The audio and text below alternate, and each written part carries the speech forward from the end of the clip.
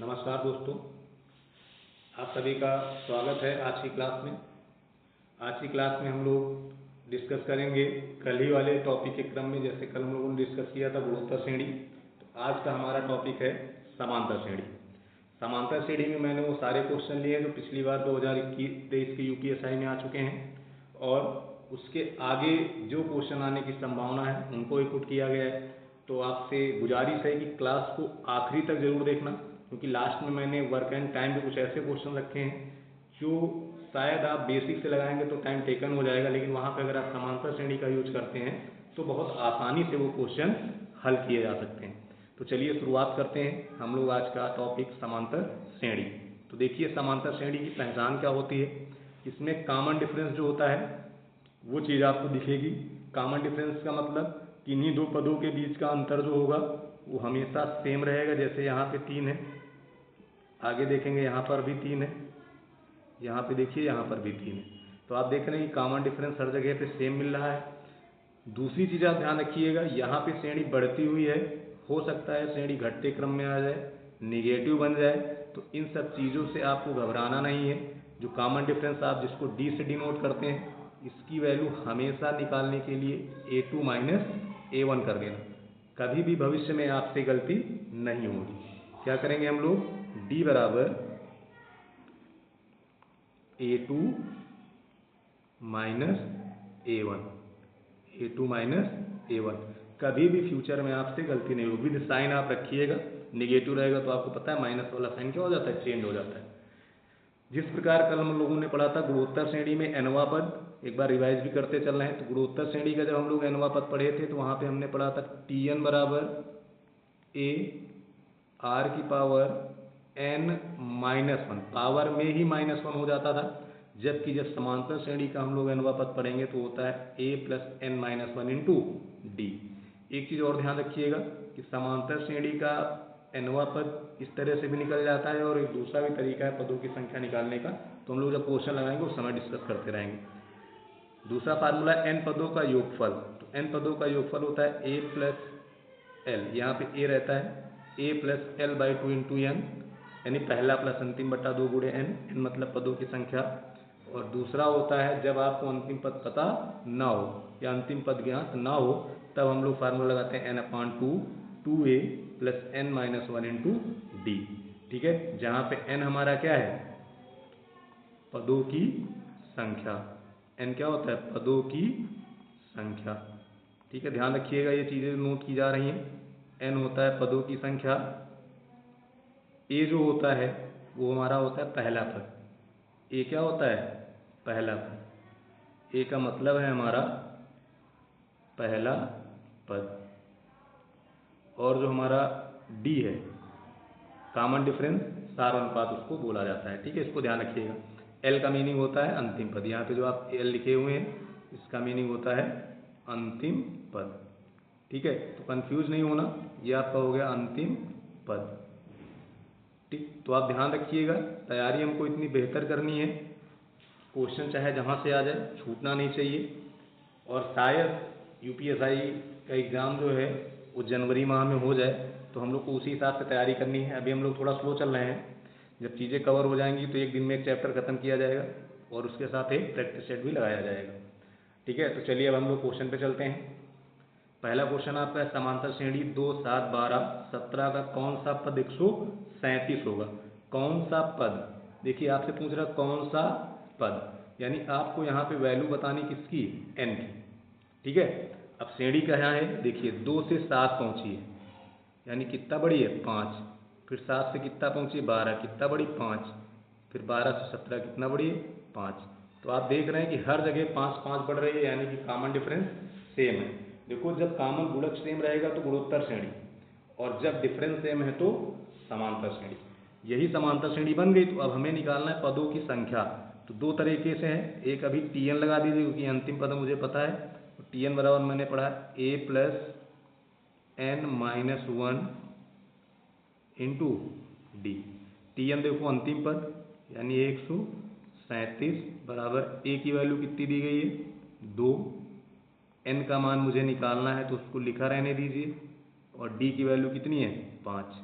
अब बताएं ये 2 इधर जाएगा तो माइनस हो जाएगा, जब माइनस हो जाएगा तो बचेगा 135, 5 इधर गुणा इधर आएगा तो भाग में हो जाएगा, और ये वैल्यू बराबर किसके n-1 के।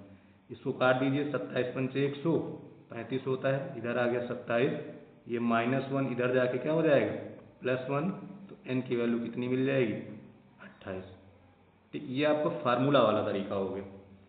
फार्मूले वाले तरीके से हमने निकाला, आंसर 28 आ गया। एग्जाम में कुछ ऐसे भी तरीके सीखने हैं कि बिना फार्मूले के भी आंसर लाया जाए, तो उसके लिए क्या करना है, जब भी आपको समांतर श्रेणी में पदों की संख्या निकालनी हो कभी भी, तो हमेशा ध्यान रखना अंतिम पद माइनस पहला पद बटे में अंतर और +1। देखो कैसे निकलेगा, अंतिम पद कितना है 137 -2 बटे अंतर कितने का 5 और +1। जब आप ये तरीका सीख लेंगे ये वाला, तो आपको लिखने की जरूरत नहीं पड़ती, ओरल निकल जाता है। आप सीधे मन में घटाएंगे, 137 से 2 गया 135 बचा, 5 से भाग करना है, 5 से मैंने डिवाइड कर दिया, 27 आ गया, उसके बाद एक क्या कर देना है जोड़ देना है, तो आंसर हमारा कितना मिल गया 28 मिल गया। तो इस तरह से भी आप इसको लगा सकते हैं। तो दोनों तरीके आप ध्यान रखिएगा, फार्मूले वाला तरीका आपको मैंने ये बता दिया, बिना फार्मूले का तरीका आपका ये हो गया। ठीक है, अगला क्वेश्चन देखो, लिखा हुआ समांतर श्रेणी 7, 13, 19, 205 में कितने पद हैं। फिर से आपसे कितने पद पूछा, देखिए यहाँ पे देखें कितने पद हैं, यानी आपसे क्या पूछ रहा है n पदों की संख्या। तो दो तरीके, एक फार्मूले वाला Tn बराबर a प्लस ब्रैकेट में n-1 इंटू डी। Tn मतलब अंतिम पद, इधर लिख दो 205, a कितना है 7 प्लस n-1, इसकी जानकारी नहीं है पढ़ा रहने दो, b की वैल्यू हो गई 6, ये 7 इधर जाएगा घट जाएगा, 105 से 7 गया 198, अब इधर 6 गुणा में है इधर भाग में हो जाएगा, और ये वैल्यू किसके बराबर है n-1 के। इसको 6 से डिवाइड कर दीजिए, 198, 6 से डिवाइड कर दीजिए 33 आ गया 33, तो n बराबर तुमको मिल गया 33, उधर वाला माइनस इधर आके जुड़ गया, यानी कितना हो गया 34। तो ये आपका आंसर हो गया। ये था फार्मूला वाला तरीका।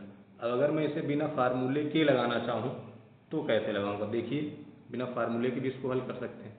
बिना फार्मूले मैंने बताया अंतिम पद ले लीजिए, अंतिम पद मतलब 205 लिखा है, पहला पद 7 है, अंतर कितने का चल रहा है 6 का चल रहा है, और +1, यहाँ पे घटाओगे 198 आ जाएगा, डिवाइड किससे करेंगे 6 से, इसको काट दो 33 और प्लस में 1 कर दो, कितना हो गया 34। आप देख रहे हैं कि अगर आप ये तरीका लगा रहे हैं ये वाला मेथड, तो ये ओरल भी हो सकता है विदाउट यूज पेन, और बहुत जल्दी से आंसर आ जाएगा। तो ये चीज़ आप ध्यान रखिएगा कि किस तरीके से हम अपने मेथड को सॉल्व करें और छोटा करें, जिससे हमारा आंसर जल्दी से जल्दी हो सके, क्योंकि आपको पता है इस समय आपके तरीके जो हैं वही आपके समय को बचाते हैं। चलिए अगला क्वेश्चन देखिए, लिखा हुआ समांतर श्रेणी का 6वां पद और 17वां पद 19 और 96, तो 25वां पद क्या होगा। तो पहले बड़ा पद लिख लिया करो, जैसे 17वां पद है, 17वां पद कितना दिया गया 96, 17वां पद कितना दिया गया 96। चलिए पहले हम लोग इसको फार्मूले से ही लिख लेते हैं, फार्मूला एक बार लिख लें, जितना ज़्यादा राइट डाउन करेंगे उतना याद रहेगा। Tn बराबर a plus n-1 into D. पहले 17वां पद लिख लेते हैं, 17वां पद कितना दिया गया 96, ठीक, ए की जानकारी मुझे नहीं है, पद 17वां ले 17 में से 1 कम कितना हो गया, कितना बचा 16 इंटू डी। अब हम लोग ले ले रहे हैं 6वां पद, जब 6वां पद लेंगे तो 6वां पद कितना है 19 बराबर ए की जानकारी नहीं है, प्लस देखो n-1 होता है, 6 में से 1 चला गया 5 डी। देखो एक इक्वेशन ये हो गया और एक इक्वेशन ये हो गया, दोनों को आपस में क्या कर दिया जाए माइनस कर दिया जाए। तो देखो जब दोनों को माइनस करेंगे तो ये माइनस हो जाएगा, ये भी माइनस हो जाएगा और ये भी माइनस हो जाएगा। इसको घटाइए, 96 से 19 गया 77 बराबर ए से ए कैंसिल हो जाएगा, क्योंकि माइनस ये भी है और ये प्लस में कैंसिल हो गया, तो ए से ए क्या हो गया कैंसिल। हमारे पास इधर कितना बचा 11 डी। अगर इसको हम 11 से डिवाइड कर दें तो आप डी की वैल्यू कितनी पा जाएंगे 7। कोई दिक्कत यहाँ तक भाई? डी की वैल्यू हो गई 7। अब जैसे डी मिल जाए तो ये वाला इक्वेशन किनारे कर लो, कोई भी एक कर लो, चाहे पहला चाहे दूसरा। ठीक है, मान लो हमने इसको बाहर किया तो यहाँ पे तुम्हारा हो गया 96। ठीक, देखो 96 लिखा है, ए की जानकारी नहीं, पढ़ा रहने दीजिए, प्लस 16 डी की निकाले हैं 7। ध्यान दीजिए डी की वैल्यू आपकी 7 निकली है, तो यहाँ पे हो जाएगा 16 गुणे 7 और 16 सत्ते 112, 16 सत्ते 112, तो ए प्लस 112, यहाँ हो गया 96। अब बताओ ये वैल्यू इधर जाएगी तो निगेटिव हो जाएगी, बड़ी भी है तो ये घटाएगा 96 को, लेकिन साइन का है करेगा माइनस का, तो ये बन जाएगा माइनस का 112 प्लस 96। और इसको जब आप सॉल्व करेंगे तो वैल्यू कितनी आ जाएगी? 16 कितनी आ जाएगी? 1 और 6, लेकिन काहे का? माइनस। ये वैल्यू काहे की आएगी? माइनस की। अब जब इतना मिल गया तो मुझे निकालना कौन सा पद है?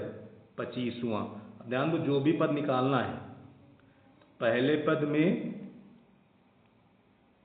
जिस पद को निकालना है उसका एक कम करके डी में गुणा कर दो, तो डी की वैल्यू 7 होगी, निकालना 25, 25 में कम करोगे 24, 24 सत्ते 168, और इसमें 16 का है निगेटिव का, तो 168 से 16 घटा दोगे तो कितना बचेगा?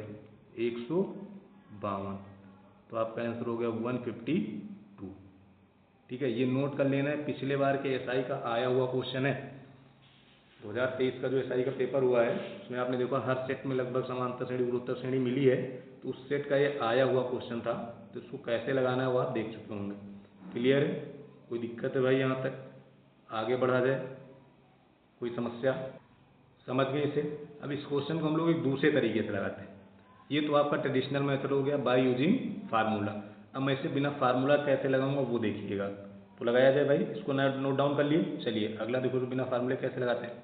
देखिए ध्यान दीजिएगा, आप 6 से छठा पद जब ले रहे हैं तो हमें 19 मिल रहा है, ध्यान देना। 17 पद ले रहे हैं तो हमें 96 मिल रहा है, ठीक है। और हमें पद कौन सा लेना है? 25वां। कोई दिक्कत है? तो एक चीज़ तो आपको क्लियर हो गई कि सार्वांतर हर जगह आपका क्या रहेगा? सेम रहेगा। तो देखिए जब सार्वांतर सेम है तो यहाँ का जो अंतर है, यहाँ का जो अंतर है कितने पद आगे गया है? 11 पद। और यहाँ पे कितना बढ़ा है टोटल? सार्वंतर मतलब 5 5 जैसे है तो हर बार 5 5 बढ़ता जाएगा। तो यहाँ पे अगर आप नोटिस करें इस जगह, तो यहाँ पे बढ़ कितना रहा है? 77, यानी 11 के अंतराल पर 77 बढ़ा है। तो 1 के अंतराल पर कितना बढ़ेगा? 7 बढ़ेगा कि नहीं? ये चीज़ आप समझ रहे हैं? ये डायरेक्ट करने का तरीका है। 1 के अंतराल पर कितना बढ़ेगा? 7 बढ़ेगा। अब देखो दो तरीके हैं, चाहे 6 से तुम 25 पे चले जाओ, चाहे 17 से 25 पे चले जाओ। तुम 17 वाला पास है, तो अगर हम 17 से 25 पर जाएं तो हमें अंतराल कितने लेने पड़ेंगे? 8 अंतराल मिलेगा। और एक अंतराल पे वैल्यू कितनी बढ़ रही है? 7। तो 8 सत्ते 56, यानी कि 17 से 25 तक जाएंगे तो हमें 56 बढ़ाना पड़ेगा। और जब 56 आप बढ़ाओगे तो 6 2 12, 9 5 14 15। देखो इतने बड़े क्वेश्चन को हम इतने छोटे में भी लगा सकते हैं। आप समझ रहे हैं? इतने बड़े क्वेश्चन को हम लोग इतने छोटे तरीके से भी लगा सकते हैं। एक आगे क्वेश्चन अभी मिलेगा जिसको हम लोग इसी तरीके से लगाएंगे, तो ध्यान रखिएगा। ट्रेडिशनल मेथड फार्मूले वाला मैंने आपको बता दिया, ये इसका शॉर्टकट बहुत इजी मेथड है, आप ओरल भी लगा सकते हैं। तो इसका आंसर आपका कितना हो गया भाई? 152। दोनों तरीके आप नोट डाउन कर लेना, ये इस पर आप प्रैक्टिस करेंगे, ठीक है। अभी जब मैं प्रैक्टिस क्लास कराऊंगा तो इस तरह क्वेश्चन रखे जाएंगे, तो वहाँ पे मैं फार्मूले वाले तरीके नहीं बताऊंगा। जो भी क्वेश्चन होंगे वो आपको इस तरीके से लगाने हैं, ट्रिकी मेथड से, ठीक है। अगला क्वेश्चन देखो, आप खाली बने रहिए, मैं आपको ऐसे तरीके बताऊंगा कि क्वेश्चन शायद बहुत कम होंगे जो आपको कलम चलानी पड़े। 40 क्वेश्चन 20 मिनट में आप करेंगे, ये मेरा वादा है। चलिए अगला क्वेश्चन पढ़िए। श्रृंखला -9, -6, -3 कितने पद लिए जाएं ताकि पदों का योगफल कितना हो जाए? 45 हो जाए। तो ध्यान दीजिए, पहला पद ए है, अंतिम पद दिया नहीं गया, तो हमें लगाना पड़ेगा Sn बराबर n/2। ब्रैकेट में 2a plus n minus 1 into D. अब देखो यहाँ पे जो d है आपको 3 मिलेगा। अब मन में संख्या ये होगी प्लस का 3 कि माइनस का 3। तो अभी मैंने थोड़ी देर पहले बताया था आपको कि d निकालने के लिए हम लोग क्या करेंगे, a2 minus a1, a2 minus a1। अब a2 कितना है -6 और a1 कितना है -9। अब देखो ये वाला माइनस को क्या कर देगा प्लस, तो बन जाएगा -6 प्लस 9, यानी कि आपको d की वैल्यू कितनी मिलेगी 3। जिस भाई को नहीं आता वो इस तरह से लगाए, गलती नहीं करेगा। तो d की वैल्यू कितनी हो गई 3। अब फिर हम लोग क्वेश्चन पे आते हैं। चलिए SN हमको दिया गया 45, जो वैल्यू दी जाए पहले लिखिए। SN हो गया 45 n/2, आगे 2a यानी 9 दूनी 18 माइनस का 18 प्लस n माइनस 1 और d की वैल्यू है 3। ठीक, ये दो इधर जाएगा 90 हो जाएगा, 45 दूनी 90, n की जानकारी नहीं है। आगे आप देखिए -3 और 18 यानी माइनस का 21 प्लस 3n, ये हो गया। अब देखो अगर इसको आप सॉल्व करेंगे तो बनेगा दो घात समीकरण, तो हमें सॉल्व नहीं करना। अब मुझे ऑप्शन का सहारा लेना है। ऑप्शन में ट्रैक कैसे किए जाएं, ध्यान दो यहाँ पे n का गुणा है ना, तो इस वाले डाटा के जो फैक्टर होंगे उसमें एक तो n फिक्स है क्योंकि n बाहर बैठा हुआ है, तो इसका फैक्टर अगर आप करो तो 10 × 9। ऑप्शन के साथ देखो 10 और 9 ही 2 ही बन रहे हैं, तो या तो आंसर 9 होगा या फिर 10 होगा। तो अगर हम पहले 10 पुट करके देख लें, तो अगर n की जगह आप 10 रखेंगे, देखो अगर n की जगह यहाँ पे 10 रख दिया जाए, n की जगह हम लोग 10 रख दें तो यहाँ हो जाएगा 10, अंदर देखो माइनस का 21 और 10 तिहाई 30। देखो माइनस प्लस यानी कि माइनस हो जाएगा, प्लस का 9 × 10 90 मिल गया, और 90 हिलाना था, इट मीन्स आपका आंसर क्या सही हो गया 10। ठीक है, तो जरूरी नहीं आप यहाँ से दो घात समीकरण बनाएं, चीज़ों को ब्रेक करना है। देखो n इसका मल्टीपल था, यहाँ पर ध्यान दें, तो जाहिर सी बात है n का फैक्टर यहाँ पर मिलेगा, तो 90 के फैक्टर ऑप्शन के हिसाब से कर लीजिए, 9 × 10 ही होगा, तो या तो आंसर 9 होगा या 10 होगा। पता कैसे चले, तो इस वाले इक्वेशन में वैल्यू पुट कर दीजिए, 90 के बराबर जो हो जाएगा वही आपका आंसर हो जाएगा। तो चलिए अगला क्वेश्चन देखते हैं। अगला लिखा हुआ AP कि प्रथम 14 पदों का योग 10 50, उसका पहला पद 10, तो 20वां पद ज्ञात कीजिए। तो कौन सा पद निकालना है 20वां। अगर मुझे D मिल जाता तो हम लोग डायरेक्ट हल कर लेते। ये वैल्यू किसकी दी गई है A की, ठीक, ये क्या है SN, ये क्या दिया गया है SN, SN का मतलब योगफल, ये क्या है पद यानी n। अब हमें निकालना है पहले D मिल गया तो काम हो जाएगा। D निकालने के लिए क्या करेंगे, SN बराबर n/2। मैं फार्मूला लिख रहा हूँ, लेकिन आपको एग्जाम में फार्मूला लिखना है, लिखने से होता है कि फार्मूले दिमाग में सेट हो जाते हैं, इसलिए कुछ दिन आप लिखिए, लेकिन फिर इतनी प्रैक्टिस करिए कि फार्मूला लिखना पड़े, डायरेक्ट हम लोग डाटा लिखें। SN बराबर कितना दिया गया 10 50, n की वैल्यू 14, 14/2 मतलब 7। ये चीज़ें आप डायरेक्ट में इधर काट दीजिए। 2a, तो a की वैल्यू कितनी है 10, 10 दूना 20, n-1 यानी कि 13 हो जाएगी, एक कम हो जाएगा ना, पदों की संख्या 14 थी, एक कम हो गया, कितना बचा 13, तो यहाँ हो जाएगा 13, इधर घट गया, इधर हो गया 130 बराबर 13d। तो d से d क्या हो गया कैंसिल, तो हमारे पास d की वैल्यू मिल गई 10। अब जैसे ही d मिल गया तो ध्यान देना, हमें निकालना है पद कौन सा 20वां। तो जब भी आपको कोई पद निकालना हो और पहला पद पता हो तो कुछ करना नहीं, पहला पद लिखो और उसमें जो पद पूछा गया उससे एक कम, तो 20 से एक कम 19, और जितने का अंतर चल रहा है उससे गुणा करा के जोड़ दो। तो 20 × 19 × 10 यानी 190 प्लस 10 यानी कि 20वां पद कितना हो जाएगा 200 हो जाएगा। 20वां पद कितना होगा भाई 200 हो जाएगा। ठीक, क्लियर है, कोई दिक्कत है भाई, इसको यहाँ पे ध्यान रखिएगा। ये वाला चीज़ यहाँ पे हमारा 13 आ जाएगी, पदों की संख्या कितनी दी गई 14, ठीक है 4 नहीं 14 है, तो 14 में से एक कम कितना हो जाएगा 13। तो इसको आप क्लियर कर लीजिएगा। अगला क्वेश्चन देखो, उन सभी 2 अंकी संख्याओं का योग ज्ञात कीजिए जिन्हें 5 से विभाजित करने पर शेष 2 बचता है। 5 से विभाजित करने पर शेष कितना बच रहा है? 2 बच रहा है। ठीक, ध्यान रखिए यहाँ पे 2 लिखा हुआ है, हिंदी वाला नहीं दिख रहा, इधर देख लेना। शेष कितना बचना चाहिए? 2। तो देखिए क्या करना है भाई, शेष हमें 2 बचाना है और भाग किससे करना है? 5 से। और संख्या कैसी लेनी? 2 अंकी। तो ध्यान दो, 2 अंकी संख्या स्टार्ट कहाँ से होती? 10। तो 10 को 5 से पूरा कट जाएगा, यानी पहली संख्या आपको 12 लेनी पड़ेगी। अब हर बार 5 जोड़ते चले जाओगे ना तो अपने आप वो संख्याएं बनती चली जाएंगी। 12 5 17, 17 5 22, 22 5 27। इसी तरह आप करते चले जाएंगे तो आपको संख्याएं मिल जाएंगी। अब हमें अगर लास्ट संख्या मिल जाए तो काम हो जाए। अब लास्ट संख्या देखो क्या होगी, 2 अंकी लेनी है, तो सबसे लास्ट वाली जो 5 से कट जाए उसको ढूंढ लो, 95। 95 कट जाएगी। अब 95 कट गई तो हमें 95 नहीं लेना है, ऐसे ही लेना, 2 शेष बचे तो 2 बढ़ा दो, 97।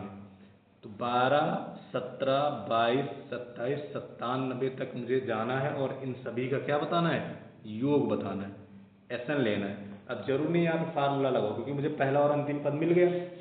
पहला और अंतिम जब मिल जाए तो हमें फार्मूला क्या लगाना है?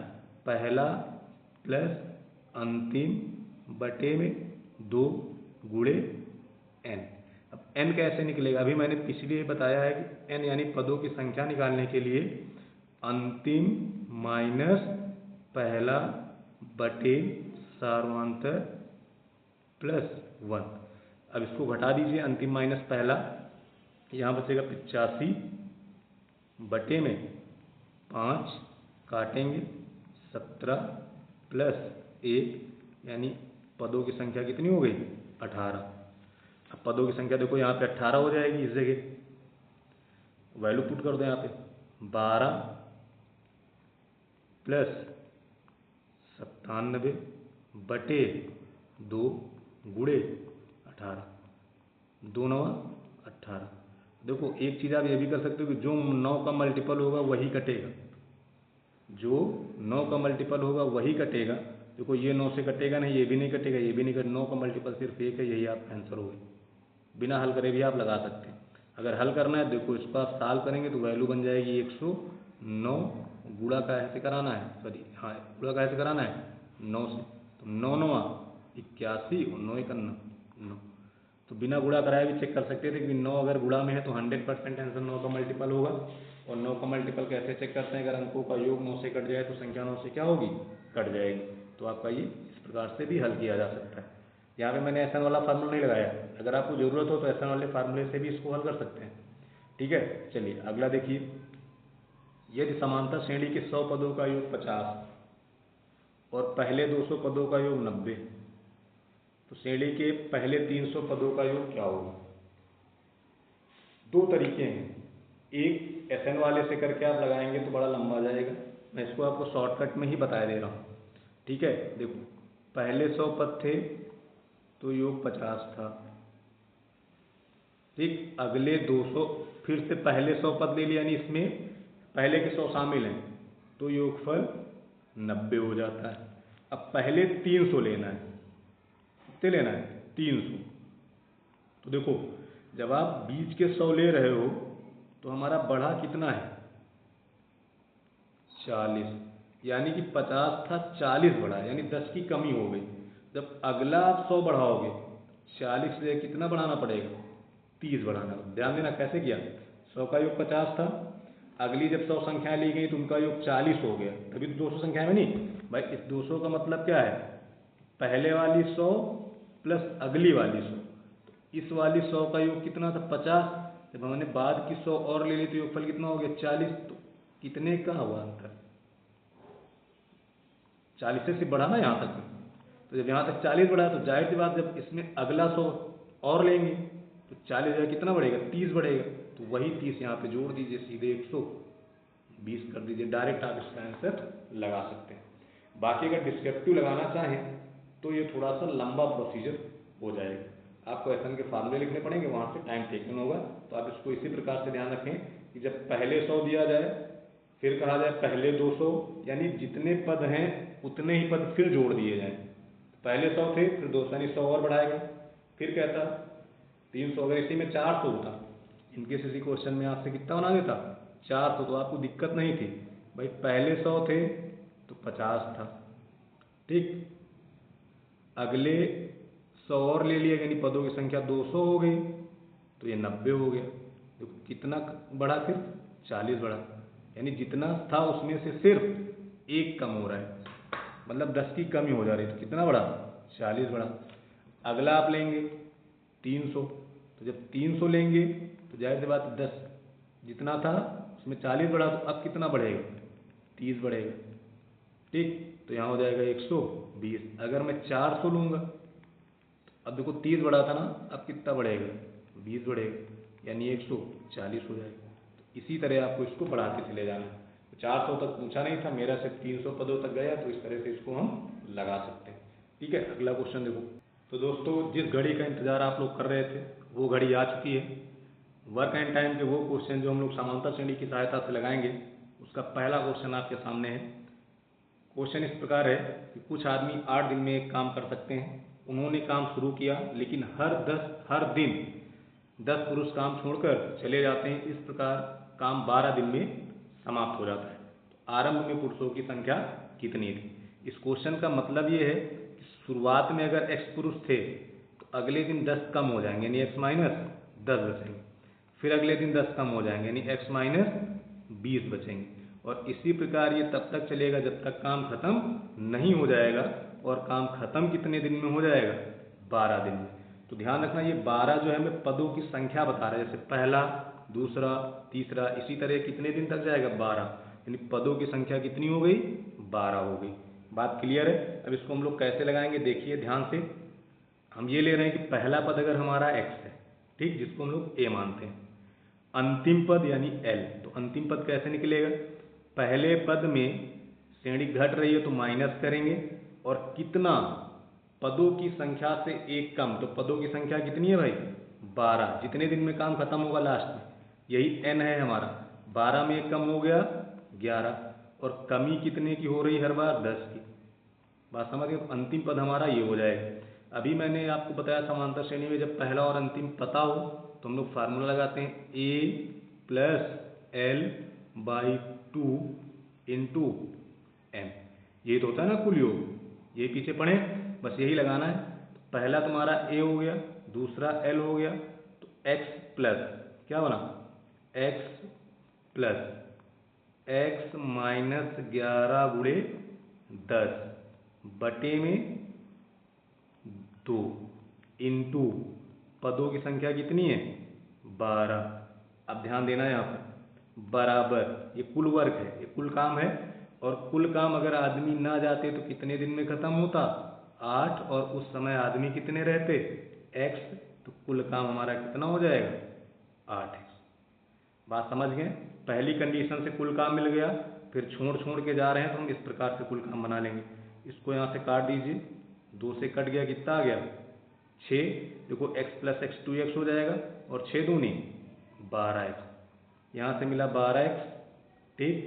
इधर 8 माइनस में आ जाएगा 8x, बराबर ये वाला माइनस इधर प्लस में चला जाएगा, तो 11 गुणे 10, 6 का गुणा, ध्यान रखना ये ऐसे रहता है ना, ऐसे, ठीक। तो 6 का गुणा सब में होगा, तो 6 यहाँ से 2x, 6 दूनी 12x हो गया, 11 गुणे 10 में 6 से गुणा करा दिए, हो गया। अब इसको आप घटा दीजिए, जब यहाँ घटाएंगे तो कितना बचेगा? 4x बराबर 11 गुणे, आप गुणा करा के भी लिख सकते हो, ऐसे भी लिख सकते हो, तो 4 से डिवाइड कर दो, 2 से काटेंगे 2 बार जाएगा, यहाँ 5 हो जाएगा, फिर 2 से काटेंगे 3 बार जाएगा, 3 बचे 15 गुणे 11, 15 गुणे 11 कितना होता है? 165। तो यहाँ पे शुरुआत में पुरुषों की संख्या कितनी थी? 165। कोई दिक्कत? अगर यहीं पे आपसे पूछ लेता अंतिम दिन कितने पुरुष थे, वैसे क्वेश्चन ये आता नहीं है, लेकिन मैं आपको बता दे रहा हूँ निकालना कैसे है। अगर आपसे पूछता अंतिम दिन, देखो अंतिम दिन मतलब 12वें दिन, तो समांतर श्रेणी लगा दो। पहला पद कितना मिलेगा? 165। अगर मैं 12वें दिन की बात करूँ तो एक कम हो जाएगा, कितना मिलेगा? 11। तो 11, हर दिन 10 कम हो रहे हैं, 11 गुणे 10 यानी कि 110। तो 110 व्यक्ति कम हो रहे हैं, यानी कम हो जाएंगे, तो यहाँ से कितने व्यक्ति बचेंगे? सिर्फ 55। तो अगर अंतिम दिन आपसे व्यक्तियों की संख्या पूछेगा तो आंसर कितना हो जाएगा? 55। ये कहीं साइड में आप नोट कर लेना, एग्जाम में अगर आ जाए ये चीज़ निकालने के लिए तो आपसे दिक्कत नहीं होनी चाहिए। हर चीज़ आप क्लियर करते चलिए, कोई डाउट नहीं होना चाहिए। शुरुआत में व्यक्ति 165, अगर अंतिम दिन पूछे और 10-10 छोड़ के चले गए तो आपसे पूछते काम जिस दिन खत्म हुआ उस दिन कितने व्यक्तियों ने कार्य किया, तो पहला पद मिल गया है, समांतर श्रेणी लगा दीजिए। पहला पद मिला, 12वें दिन काम खत्म हुआ तो पदों की संख्या में एक कम कर देते हैं, यानी 11, और कितने का अंतर चल रहा है 10 का, तो 110 का अंतर हो जाएगा।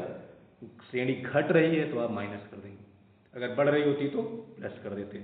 चलिए अगला क्वेश्चन देखिए, इसको पहले आप पुश करिए, वीडियो को लगाइए, उसके बाद आंसर मिलाइएगा। ठीक है, पहले आप पुश करके एक बार ट्राई करें, कोशिश करें, ठीक है, उसके बाद आंसर मिलाइएगा। तो देखो कैसे लगेगा, 4 दिन में काम पूरा करेंगे कुछ व्यक्ति, ठीक, और 4 दिन में अगर कुछ व्यक्ति काम पूरा कर रहे हैं तो भाई अगर 4 दिन में कुछ व्यक्ति काम पूरा किए तो हमने बताया एक्स व्यक्ति अगर शुरू करेंगे और 4 दिन में खत्म कर देंगे तो कुल काम कितना हो जाएगा 4x। ये हमारा कुल काम का बन गया इधर से ऊपर से। फिर अगर हर दिन 10 आदमी छोड़ देते हैं, इस प्रकार काम खत्म कितने दिन में होता है 7 दिन में।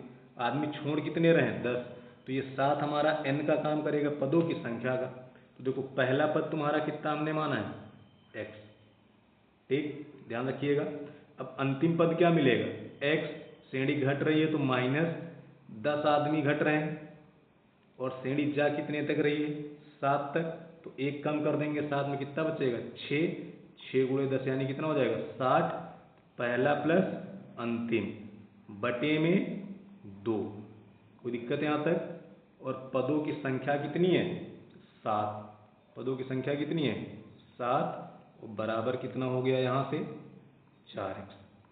कोई दिक्कत, ये देखो 2 से 7 कटेगा नहीं, 2 को यहाँ भेज दो 8x हो जाएगा, इधर x प्लस x 2x, 7 दूनी 14x। कोई दिक्कत है यहाँ तक। माइनस 60 गुणे 7 बराबर 4 दूनी 8x। हमने 2 को कहाँ भेज दिया इनके पास, क्योंकि बटे वाला उधर गुणे में हो जाएगा। अब ये इधर आएगा माइनस हो जाएगा, 14 से 8 गया 6x बराबर 60 गुणे 7, 6 से काट दो 10, तो x की वैल्यू कितनी आ गई 70। x की वैल्यू कितनी हो गई 70। कोई दिक्कत भाई, समझ गए। देखो है वर्क टाइम का, लेकिन समांतर श्रेणी से लगाएंगे तो आसानी से आएगा। अगला क्वेश्चन देखो क्या लिखा हुआ है, वीडियो को पुश करें, एक बार इसको फिर से लगाने की कोशिश करें। लिखा हुआ पुरुषों के एक समूह ने 11 दिन में एक काम करने का फैसला लिया, लेकिन प्रत्येक दिन के बाद 16 पुरुष काम छोड़ देते हैं। तो देखो कितने दिन में काम खत्म कर सकते थे 11 दिन में, प्रत्येक दिन बाद क्या पुरुष छोड़ देते हैं 16, तो काम खत्म कितने दिन में होता है 15। तो ये जो 15 है किसका काम करेगा n का काम करेगा। कोई दिक्कत। और ये 16 जो छोड़ के जा रहे हो किसका काम करेंगे d का काम करेंगे, d मतलब अंतर का। तो अगर हम पहला पद लेंगे तो x मिलेगा, ठीक, अंतिम पद लेंगे तो x छोड़ के जा रहे हैं माइनस हो रहा है 16, ध्यान रखना 16 हो गया d, n-1 यानी 15 से 1 गया 14, तो अंतिम पद हो गया। अब दोनों पदों को जोड़ना है, 2 से भाग करना है, और इसमें गुणा काहे से करना है 15 से, और इस प्रकार हमारा काम हो जाता है 11 दिन में। और शुरुआत में पुरुष कितने थे x थे, ठीक, ये भी काम बराबर हो गए, बटे में 2 है, इसको इधर भेज दो 22 हो जाएगा, 15 इधर आएगा 15 दूनी 30x हो जाएगा। ध्यान दो 30x, 22 उधर आके घट गया बराबर 16 गुणे 14 गुणे 15, ठीक है, 15 गुणा यहाँ भी होगा और 15 का गुणा इन दोनों में भी होगा, ठीक। तो 2x 15, अब यहाँ से कितना बचा 8x, 8x बराबर 16 गुणे 14 गुणे 15, 8 से काट दो 8 दूनी 16, 15 दूनी 30, 14 तियाँ 42, 420। कितना आंसर हो गया 420। बात क्लियर है, कोई दिक्कत है भाई, क्वेश्चन समझ गए। अगला देखिए, अगला क्वेश्चन मैंने इसलिए रखा है कि दोनों क्वेश्चन में कंफ्यूजन नहीं होना चाहिए, ठीक है। ये क्वेश्चन पिछले वाले क्वेश्चन से अलग है, इसमें लिखा कि 40 पुरुष एक काम को 10 दिन में पूरा करते हैं, ये 10 पुरुष समूह को छोड़ देते तो कार्य कितने दिन में खत्म होगा। इससे पहले जो आप क्वेश्चन पढ़े थे ये वाला, इसमें देखो क्या लिखा हुआ है, लेकिन प्रत्येक दिन एक 16 पुरुष छोड़ के जा रहा है, और इसमें कह रहा है सीधे 10 पुरुष ही छोड़ते हैं, यानी प्रत्येक दिन का काम नहीं है। तो अब आप सीधे इसको M1 D1 से लगाएंगे। अभी वर्क टाइम पढ़ेंगे तो हम लोग डिस्कस करेंगे। M1 D1 बराबर M2 D2 से। पहले वाले M1 D1 होंगे 40 पुरुष 30 दिन में। अब M1 में 10 कम हो गए तो 40 में 10 कम हो गए, कितना बचा 30 पुरुष कितने दिन में करेंगे, 30 से 30 कैंसिल, D2 की वैल्यू कितनी आ गई 40। यहाँ से आंसर कितना हो जाएगा 40। ये क्वेश्चन खाली इस पर्पज से रखा गया कि आप कंफ्यूज मत हो कि पीछे वाले क्वेश्चन को किस तरह समझें कि हाँ वो समांतर श्रेणी से लगेगा और ये क्वेश्चन कैसे M1 D1 से लगेगा। समांतर श्रेणी से इसलिए लगाएंगे प्रत्येक दिन 10 पुरुष छोड़ के जा रहे हैं तो एक श्रेणी बन जा रही है, हर दिन 10-10 का अंतर बन जा रहा है, या 5-5 जो भी छोड़ के जाएगा, ठीक है। जितने पुरुष छोड़ के जाएंगे वो आपके अंतर का काम करेगा, डी का काम करेगा, और उसमें जितने दिन में काम खत्म होता है वो हमारा पदों की संख्या n का काम करता है। क्लियर है। तो एक दो बार वो पीछे वाले क्वेश्चन जो वर्क टाइम के बताए गए हैं उनको आप देखिएगा, क्योंकि वो इंपॉर्टेंट क्वेश्चन है। जनरली उनको लगाने के लिए काफ़ी सोचना पड़ता है कैसे लगाया जाए। सबसे बेस्ट और आसान तरीका आपका यही होगा, ठीक है। आपको सम वाला फार्मूला नहीं लगाना है, अंतिम और लास्ट वाले का यूज करके हम लोग लगाएंगे, पहला और अंतिम बटा 2 करके, ठीक है। तो ये था आपका समांतर श्रेणी के इंपॉर्टेंट क्वेश्चन जो वर्क एंड टाइम से भी संबंधित हमने कराए हैं। तो उम्मीद की जाती है आपको ये टॉपिक समझ में आया होगा। अगर कोई भी क्वेश्चन ऐसा है जो आपको समझ में नहीं आ रहा है तो व्हाट्सएप नंबर आपको दिख रहा होगा, उस पर आप मैसेज कर सकते हैं, या फिर कमेंट में आप बता सकते हैं कि नहीं ये वाले क्वेश्चन में दिक्कत है, एक बार फिर से इसको बताया जाए तो मैं फिर से उस तरह के कई और क्वेश्चन बना के आपको समझाने की कोशिश करूँगा। तो आज की क्लास हम लोग यहीं तक रखते हैं। कल एक नए टॉपिक के साथ और कुछ नए प्रश्न और नए तरीकों के साथ हमारी मुलाकात होगी। तब तक के लिए जय हिंद, जय भारत।